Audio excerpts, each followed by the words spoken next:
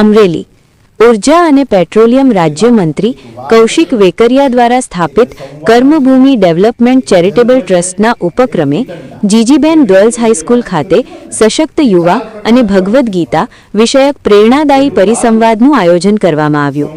કાર્યક્રમનો મુખ્ય ઉદ્દેશ યુવાઓમાં નૈતિક મૂલ્યો, આત્મવિશ્વાસ અને જીવન વ્યવસ્થાપનની સમજ વિકસાવવાનો રહ્યો.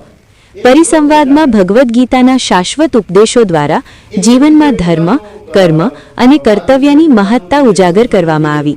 ભગવદ્ ગીતા જીવન જીવવાની વૈજ્ઞાનિક માર્ગદર્શિકા તરીકે રજૂ કરવામાં આવી, જેમાં આત્મવિશ્વાસ, સંયમ, કર્તવ્યનિષ્ઠા અને સકારાત્મક દૃષ્ટિકોણ જેવા ગુણોના વિકાસ પર ભાર મુકાયો.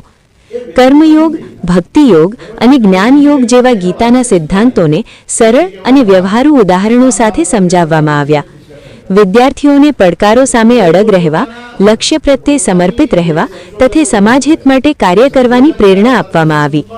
કાર્યક્રમમાં શાળા સંચાલન, શિક્ષકો તથા વિદ્યાર્થીનીઓ મોટી સંખ્યામાં ઉપસ્થિત રહ્યા. ઉપસ્થિત સૌએ પરિસંવાદને પ્રેરણાદાયી અને માર્ગદર્શક ગણાવ્યો. આ પરિસંવાદ દ્વારા ભગવદ્ ગીતાના સંદેશો યુવા પેઢી સુધી પહોંચ્યા અને મૂલ્ય આધારિત શિક્ષણના પ્રચારમાં મહત્વપૂર્ણ પગલું ભરાયું.